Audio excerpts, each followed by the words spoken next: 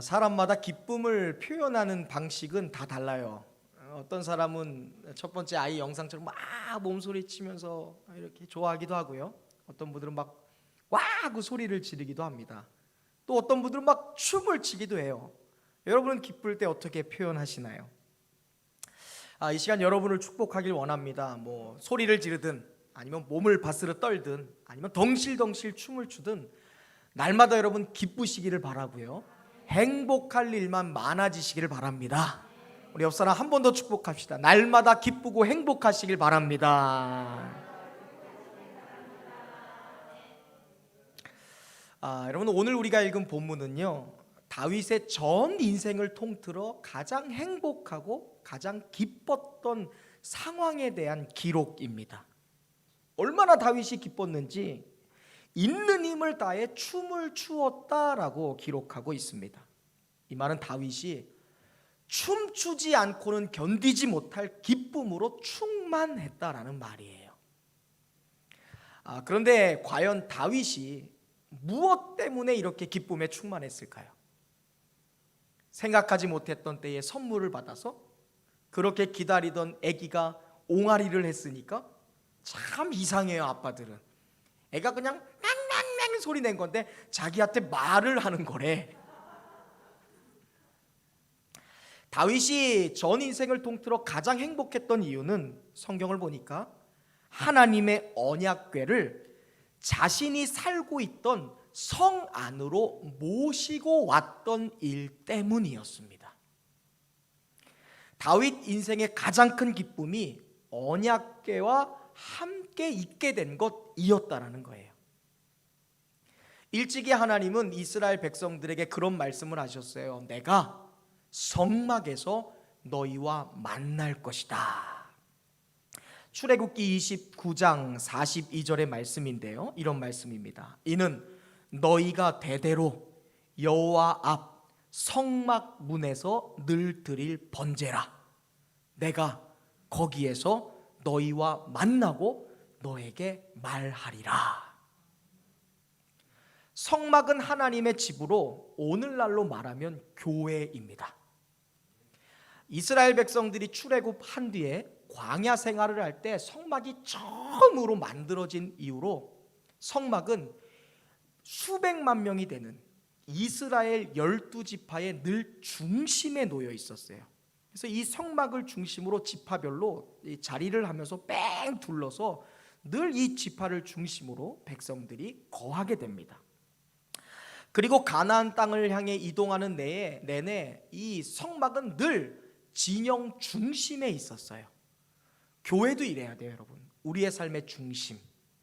그래서 성정 중심으로 사는 성도가 늘 승리하는 겁니다. 할렐루야. 여러분, 옆 사람과 인사합시다. 성전 중심으로 사는 성도가 승리합니다. 네. 그래서 교회 가까이 사는 사람이 복 받는 거예요. 할렐루야. 그 성막 안에 수많은 이 성물들이 있었거든요, 여러분. 오늘날로 말하면 강대상, 촛대, 피아노 이런 식으로 수많은 성물들이 있는데 그 귀한 성소, 성막에서 가장 중요한 성물이 바로 언약궤였습니다. 우리가 법궤라고도 말하는 언약궤. 이 언약궤는 아카시아 나무, 성경에선 조각목이라고 되어 있는데요, 이 아카시아 나무로 만들어진 상자입니다. 가로 약 1m, 세로 약 60cm 정도 되는 상자예요. 이 언약궤를 이 아카시아 조각목으로 파낸 뒤에는 안과 밖을 순금으로 둘렀습니다. 나무 상자 위에다가 순금을 입힌 거죠. 그리고 옆면에는 운반용 막대를 낄 수 있는 4개의 금 고리가 장식이 되어 있죠. 거기에 이제 이 운반용 짝대기, 이것이 이제 딱 끼워져서 어깨로 매게 만든 겁니다. 그림에서 보시는 것처럼. 특별히 위에 보면 덮개, 이 언약궤의 덮개라고 하는 속죄소라고 불리는 뚜껑이 있는데 이 뚜껑 위에는 날개를 가진 천사가 서로 마주보게 조각되어 있고 그것을 붙여 놓았습니다. 그리고 이 언약궤 안에는 하나님께서 모세를 통해 주셨던 10계명이 적힌 2개의 돌판이 들어가 있게 되는 거예요. 하나님께서는 처음 이 언약궤를 만들라고 말씀하신 뒤에 이렇게 제작된 언약궤는 성막의 가장 안쪽이자 거룩한 곳인 지성소에 놓이게 됩니다. 그리고 하나님께서 백성들에게 말씀을 전하실 때, 하나님의 말씀이 백성들에게 들려질 때 하나님은 이 언약궤 두 그룹 천사들의 날개 사이에서 이스라엘 백성들에게 말씀을 하시겠다고 하셨어요. 그렇게 이 아카시아 나무로 조각되고 순금으로 덧입혀졌던 이 언약궤는 하나님의 임재를 상징하는 거룩한 물건이 되었습니다. 그런데 이 거룩한 물건을 이스라엘 백성들이 블레셋이라는 나라에게 빼앗긴 적이 있어요. 계속된 전쟁에서 블레셋에게 패하던 이스라엘 백성들이 어떻게 하면 블레셋을 이길 수 있을까 생각하다가 묘책을 하나 생각해냈는데 굉장히 미신적인 생각입니다. 부적 들고 가고 팬티에 부적 넣어놓고 이러면 좋은 일 생긴다, 이런 미신적으로 하나님의 언약궤를 들고 전투 장소에 가면 이길 수 있겠거니라는 생각을 가지고 성막에서 이 언약궤를 메고 어떻게 해요? 전쟁터에 나간 거예요. 하나님께 묻지도 않고 강대상 들고 간 거예요. 그렇게 전투 장소에 갔다가 이스라엘이 블레셋에게 참패를 당합니다. 그리고 그 순간 블레셋에게 이 거룩한 언약궤를 빼앗기게 돼요. 그 순간 이스라엘 백성들이 엄청난 충격에 빠집니다.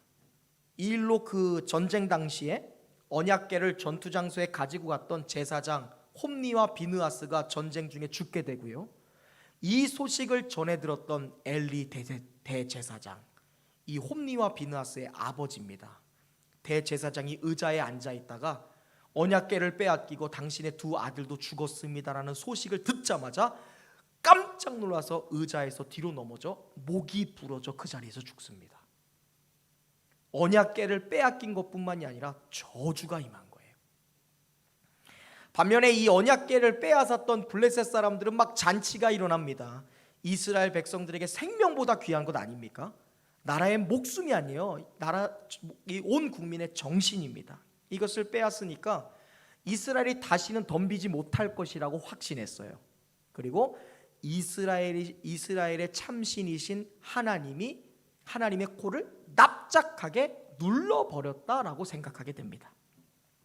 하지만 이 언약궤를 전리품으로 노획한 후에 이 블레셋 사람들이 자신들의 땅으로 언약궤를 가지고 간 그 뒤부터 블레셋 전역에 우환이 끊이지가 않습니다. 블레셋에 끔찍한 재앙이 임한 것인데 하나님이 일으키신 무시무시한 전염병이 블레셋 전역을 휩쓰는 거예요. 매일매일 사람들이 죽어가고요. 성경에 보면 하늘에 그들의 부르짖음이 사무칠 정도였다라는 말을 해요. 결국 이 재앙을 견디지 못한 블레셋은 언약궤를 이스라엘로 돌려보냅니다. 7개월 동안 이곳저곳을 막 돌리다가 계속 사람들이 죽어가니까 이거 괜히 가지고 있다가 난리 나겠다, 돌려보내요. 그리고 이 언약궤가 벳세메스라는 곳을 잠시 거쳐서 기럇 여아림이라는 곳으로 가게 돼요. 그리고 기럇 여아림에 도착한 언약궤가 무려 20년 동안 그곳에 그냥 방치되게 됩니다. 하나님의 임재, 하나님이 말씀하시는 통로로 사용됐던 언약궤가 점점 사람들의 기억에서 잊혀져 버리게 됐어요. 그 누구도 언약궤에 관심을 갖지 않습니다. 하나님의 임재를 상징하는 언약궤가 이스라엘 변방에 그냥 방치돼 버린 거예요. 그로부터 여러분 50년이라는 시간이 더 지납니다. 엘리 제사장이 죽은 후에 이스라엘의 지도자로서 사무엘 선지자가 등극합니다. 그리고 사무엘 선지자가 등극한 뒤에 백성들이 계속 왕을 요구하죠. 하나님의 신정 통치를 거부한 거예요. 선지자가 하나님 나라를 다스리면서 하나님이 주시는 말씀대로 이스라엘을 인도하는데 백성들은 아니에요, 우리는 선지자를 원하지 않습니다, 왕을 주세요. 그래서 백성들의 요구대로 사울이라는 사람이 이스라엘의 초대 왕으로 등극하죠.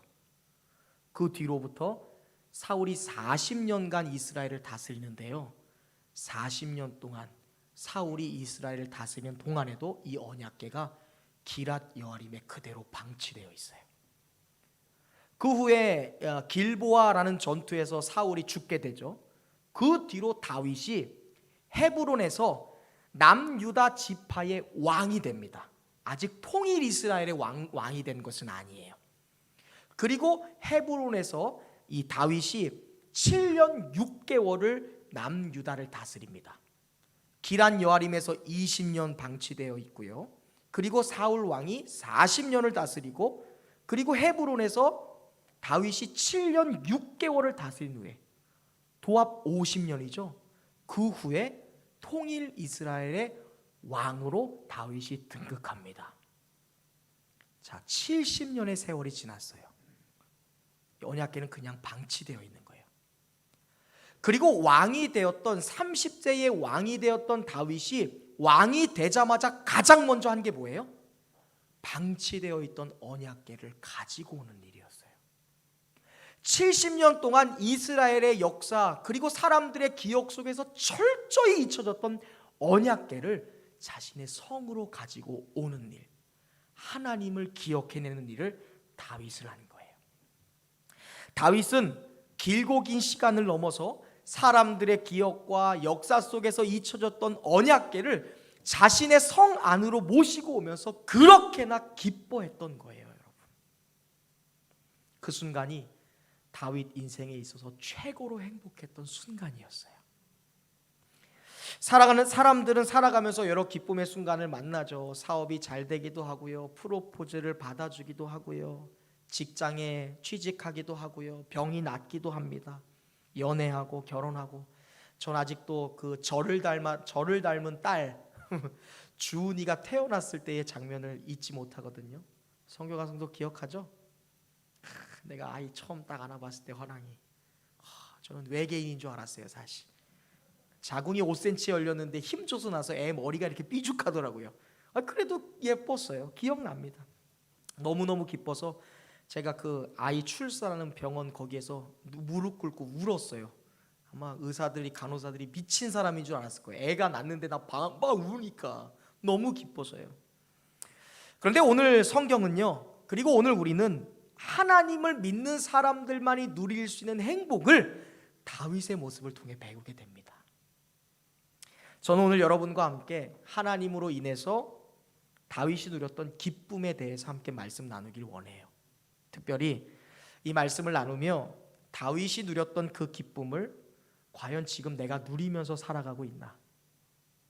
다윗이 전생애를 통틀어 가장 행복했던 그 행복을 내가 지금 맞이하고 있나? 스스로 진실하게 그리고 진지하게 한번 묻는 시간이 되었으면 좋겠어요. 첫 번째로 다윗이 누렸던 기쁨, 하나님으로 인해서 다윗이 경험했던 인생 최고의 행복은 바로 이것이었습니다. 함께 읽어볼까요? 시작.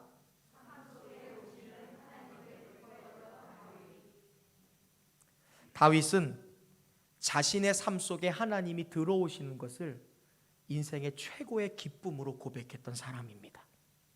내 삶 속에 하나님이 들어오시는 것, 나의 삶 속에 하나님이 거하시는 것을 최고의 영광, 최고의 행복으로 고백했던 사람이었어요. 다윗이 언약궤를 옮기기 전까지 그 누구도 언약궤에 관심 갖지 않았습니다. 이 말은 70년 동안 누구도 하나님의 임재에 대해 관심 갖지 않았다는 거예요. 그러나 다윗은 달랐어요. 왕이 된 다윗에게 있어서 가장 중요한 것은 금으로 만들어진 왕자에 앉아서 권력을 요구하는 것도 아니고요, 수많은 아내들을 후궁으로 맞이해서 기뻐한 것도 아닙니다. 자신을 따르는 백성들, 부하들이 많아진 것, 자신의 곳간에 금, 은, 보화가 가득 찬 것, 내가 자녀를 출산한 게 기쁜 것이 아니었어요. 다윗이 왕이 되었을 때 가장 행복했던 것은 나의 삶으로 상징되는 성 안으로 하나님의 언약궤를 가지고 오는 것, 그것이 왕이 된 다윗의 유일한 관심사였습니다. 내 삶에 하나님이 들어오는 것. 그만큼 다윗은 통일 이스라엘 왕국의 왕의 자리보다 하나님이 내 삶에 들어오는 것을 소망했어요. 하나님이 나와 함께하는 것을 기뻐했던 사람입니다.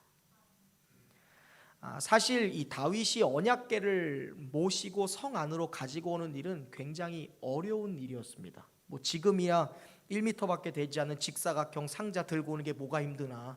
뭐 내가 김수절 권사님도 업어봤거든요. 제가 이기옥 집사님도 업어봤는데 뭐 금으로 입혀봤자 뭐 금박 입힌 상자 왜 못 들어요? 들죠.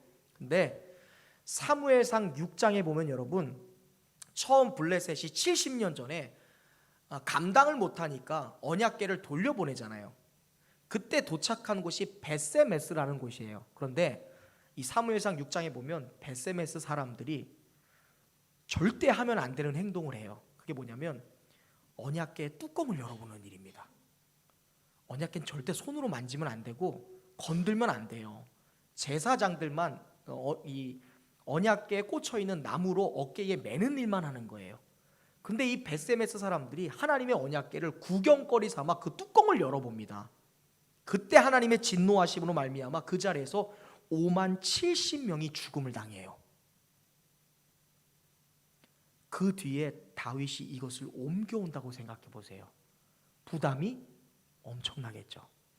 실제로 그 후로 언약궤가 기란 여아림에 쭉 머물러 있는 동안, 오늘 우리가 읽었던 본문은 11절부터니까, 근데 1절부터 9절에 보면 다윗이 이 벳세메스의 저주 사건, 징계 사건 이후로 첫 번째 언약궤를 옮기려 했던 적이 있습니다. 그때 철저한 실패를 경험해요. 우리가 잘 아는 것처럼 우사의 실수죠. 우사가 하나님의 법궤를 손으로 만졌다가 그 자리에서 즉사하는 경험을 해요. 그때 또다시 공포를 느낀 다윗은 하나님의 언약궤를 성으로 모셔오는 것을 포기하고 어떻게 해요? 아비나답 집으로 보내버리는 거예요. 돌려보내는 거예요. 감당을 못하는 겁니다.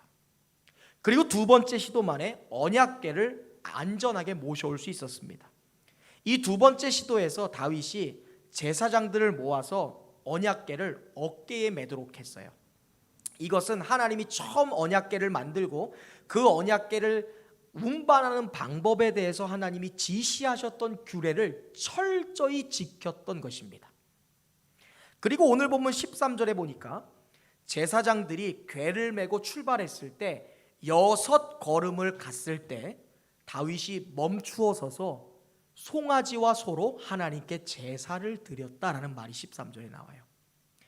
여기서 말하는 6이라는 숫자가 굉장히 중요해요.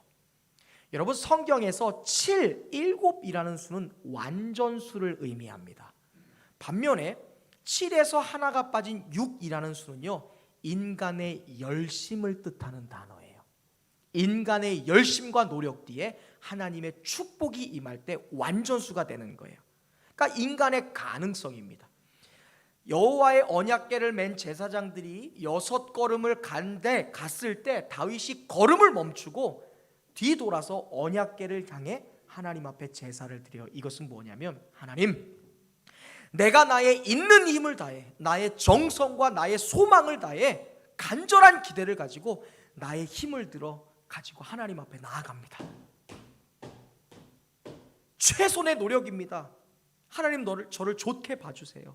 저의 마음 아시잖아요. 하나님과 함께하고 싶은 그 마음을 담아 내가 걸어갑니다. 두렵지만. 그리고 하나님 앞에 제사를 드리는 거예요. 그 다음 걸음은 하나님이 허락하셔야 갈 수 있습니다. 나의 노력은 여기서 끝났습니다. 하나님이 나와 함께 하셔야 내가 하나님의 언약궤를 나의 성, 나의 삶으로 가지고 들어올 수 있습니다. 허락하시옵소서. 제사 드리는 거예요. 그리고 용기를 얻어서 7째 걸음을 걸었더니 어떻게 돼요? 아무 문제가 없어요. 내가 원하는 나의 삶으로 다윗성을 향해 나아가는 그 걸음이 순조롭게 진행되는 거예요. 다윗은 이렇게 열심을 다해 예배 드렸을 때 아무 문제도 경험하지 않고 순탄하게 언약궤를 자신의 삶으로 상징되는 성내로 가지고 올 수 있었어요. 이렇게 하나님의 언약궤를 메어서 다윗성으로 들어올 때 수많은 사람들이 정말로 기뻐했습니다. 환호했습니다. 15절을 말씀해 보니까 이스라엘 사람들이 너무너무 즐거워서 막 나팔을 불기도 하고요, 여호와의 궤를 환영했다라고 15절에 되어 있어요. 그런데 여러분 생각해 보세요. 그 많은 환영 인파 중에 가장 기뻤던 사람이 누굴까요? 다윗이에요. 왜? 70년 동안 아무도 기억하지 못한 잊혀졌던 언약궤를 기억했던 유일한 사람 누구? 다윗. 다윗의 힘, 그의 노력, 그의 기대와 그의 간절한 소망에 따라 하나님의 언약궤가 삶으로 들어오잖아요. 너무너무 기뻤어요. 14절 보세요. 다윗이 너무나 기뻐서 하나님 앞에서 춤을 추었다라고 말해요. 춤은요, 히브리어로 카라르라는 말이에요. 이 말은 빙빙 돌다는 거예요. 이게 아니에요. 지금 카라르, 여호와 언약궤를 중심으로 지금 다윗이 빙빙 돌고 있는 거예요. 여러분, 그만큼 행복했어요. 너무 행복하면 막 돌잖아요. 어때요? 성준이 골 넣고 성윤이 골 넣어요. 축구 경기 때. 그럼 어떡합니까? 막 돌면서 막 난리 뛰잖아요. 엉덩이 치고 막. 지금 그거 하고 있는 거예요. 너무너무 바라고 기다리던 언약궤, 그 언약궤가 나의 기대와 나의 간절한 소망에 의해 나의 삶으로 들어오는 것을 경험하자 언약궤를 중심으로 다윗이 춤춰요. 그런데 그 춤이 예사롭지 않아요. 디스코를 추었는지 뭐 다윗이 브레이크 댄스를 추었는지 그건 중요하지 않습니다. 다만 14절은 다윗이 힘을 다해서 춤을 추었다라고 말해요. 힘, 이거는 오즈라는 히브리어예요. 권세, 능력, 강함, 세력, 누구도 말리지 못했다는 거예요. 또 16절에는 여호와 앞에서 뛰어놀았다라는 표현이 있어요. 뛰어놀다라는 말은 파자즈라는 말입니다. 재빠르게 날뛰다. 지금 여러분의 머릿속에는 여호와의 궤가, 언약궤가 다윗 성 안으로 들어올 때 순탄하게 그 언약궤를 가지고 오는 내내 그 먼 여정에 다윗이 계속 어린아이처럼 언약궤를 중심으로 뛰어놀고 날뛰고 난리를 치고 있는 모습이 그려져야 돼요. 얼마나 기뻤으면, 언약궤가 나의 삶으로 들어오는 것이 얼마나 기뻤으면 다윗이 20절에 보면요, 자기의 바지가 벗겨지는지도 모르고 뛰어놀았다라고 되어 있어요. 여러분, 이처럼 다윗에게는 하나님을 모신다는 것이 그토록 힘써서 춤추고 그렇게 힘써서 찬양하고 뛰어놀 만한 기쁨이었다라는 거예요. 오늘 여러분에게 이 기쁨이 있으십니까? 다윗은 통일 이스라엘 왕국의 자리보다 하나님께서 내 삶에 들어오는 것을 기뻐했던 사람이에요. 하나님이 내 삶 속으로 들어오시고 함께 하시는 것을 행복했던 사람입니다. 오늘 스스로에게 질문해 봅시다. 과연 나는 하나님이 함께 하시는 것을 세상에 무엇보다 기뻐하고 있나? 나의 통장에 잔고가 늘어나는 것보다, 사랑하는 사람을 만나는 것보다, 생각하지 못했던 선물을 받는 것보다, 내 자녀가 태어난 것보다, 너무나 좋은 휴양지에서 좋은 휴가를 보내고 좋은 취미 생활을 하는 것보다 과연 나는 다윗처럼 내 삶에 하나님이 들어오시는 것을 기뻐하고 있나? 나는 과연 춤추고 있나? 정현종 시인이 쓴 방문객이라는 시 잘 아실 것입니다. 이런 것이죠. 사람이 온다는 건 실로 엄청난 일이다. 그는 그의 과거와 현재와 그리고 그의 미래와 함께 오기 때문이다. 한 사람의 일생이 오기 때문입니다. 지금 여러분 옆에 누군가 앉아 있다는 것은 정말 어마어마한 일이에요. 여러분 옆 사람의 과거, 현재, 미래가 여러분 옆에 함께 오는 것이기 때문에 그래요. 사람이 나와 함께하는 것도 행복한 일인데 하물며 하나님이 우리 안에 들어오신다는 건 엄청난 일이에요. 온 우주 만물을 창조하신 적는 자 하나님께서 우리의 삶으로 들어오시는 거예요. 이스라엘을 구원하시고 선택하셨던 하나님이 나의 삶에 들어오시는 것이고, 온 인류를 위해 십자가 지신 예수 그리스도의 사랑의 은혜가 나에게 들어오시는 거예요. 그리고 온 인류의 심판의 역사 속에서 나를 구원하실 하나님이 나에게 들어오시는 일이에요. 과연 여러분은 이것을 기뻐하고 계십니까? 나는 과연 이것을 다윗처럼 춤추며 뛰어놀며 행복하게 맞이하고 있는가? 다윗은 그 기쁨으로 예배했습니다. 예배는 그런 것이어야 돼요. 하나님을 만나는 예배의 자리는 무엇이어야 돼요? 하나님이 나와 함께 하심으로 그 기쁨으로 충만한 뛰어 춤추는 자리가 되어야 돼요. 예배는 습관이 아니에요. 약속도 아닙니다. 체면도 아니에요. 우리는 오늘 다윗의 모습을 통해 예배가 무엇이어야 되는지를 보게 되는 거예요. 주일 예배, 주중 예배, 새벽 예배, 기도하는 자리, 그 자리는 하나님께서 나에게 들어오시는 자리예요. 하나님의 임재를 상징하는 그 언약궤가 나의 삶 깊숙이 들어오는 것입니다. 사실 오늘 제가 2가지를 더 준비했거든요. 근데 시간상 이것은 다음 주에 설교하도록 하겠습니다. 오늘 이 설교를 좀 2편으로 나누면서 한번 여러분의 삶을 돌아보았으면 좋겠습니다.